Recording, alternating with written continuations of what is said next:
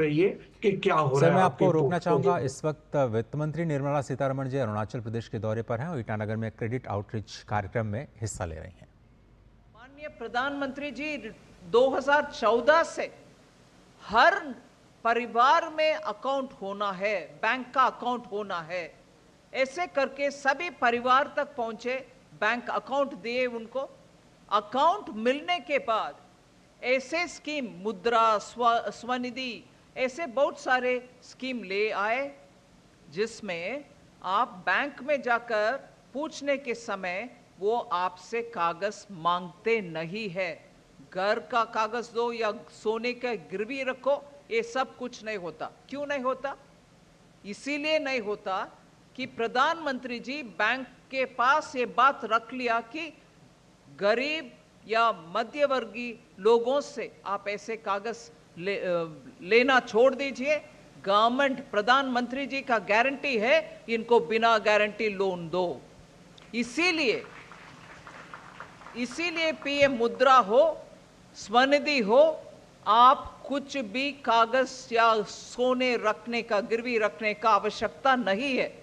बिना सिक्योरिटी आपको लोन मिलता है आपके बिजनेस आगे लेके जाने के लिए। मैं उदाहरण ये दोनों दिए, बहुत सारे ऐसे स्कीम्स है। स्टैंड अप लोन है, जिसमें हर ब्रांच में से उन इलाके में रहने वाले महिला हो, एससी एसटी लोग हो, उनको भी लोन देने का प्रावधान है। ऐसे में बहुत सारे स्कीम, 17 स्कीम से जो प्रधानमंत्री जी ने ले आए, जिसके द्वारा जनता का उनके हाथ में थोड़ा पैसा मिले, बैंकिंग सुविधा मिले और उनका बिजनेस आगे लेके जाना। और जिन महिला गुट है, जिसको एसएचजी बोलते हैं, सेल्फ हेल्प ग्रुप, उनको भी बैंक के द्वारा सुविधा मिलता है। इसके अलावा एग्रीकल्चर से जुड़े हुए, मत्स्य पालन से जुड़े हुए या पशुपालन से जुड़े हुए जो भी कामकाज आप करते हैं, उनके लिए भी नाबार्ड के द्वारा बैंक भी आपको पैसा देते हैं। कल एक विषय मैंने रिव्यू करने के समय मुझे मेरे सामने आया।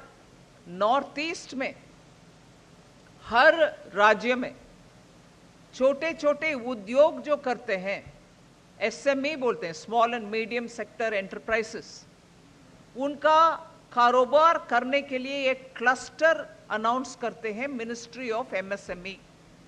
एमएसएमई मंत्रालय के द्वारा जब घोषणा होता है, वो क्लस्टर है।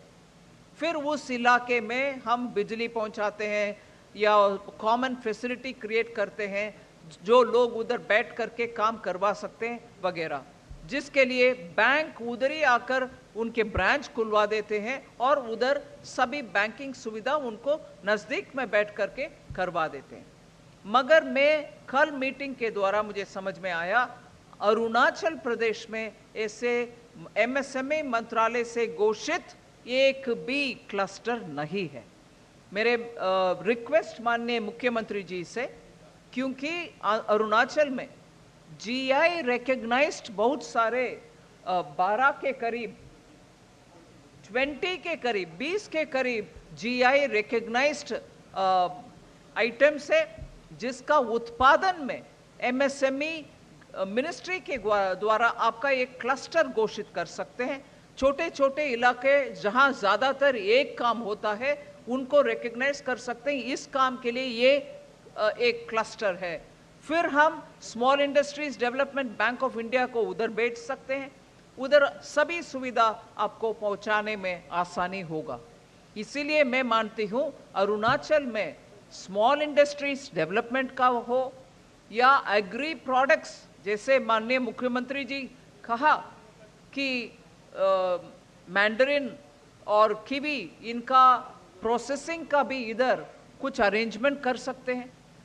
इसीलिए मैं मानती हूं, ऐसे क्रेडिट आउटरीच प्रोग्राम जब हम रखते हैं, उनके द्वारा माननीय प्रधानमंत्री जी का अच्छा जो स्कीम्स है, उन सबको जनता के पास ले चलने के लिए एक अच्छा सा प्लेटफॉर्म मिलता है। जनता से बातें भी होती हैं उस समय।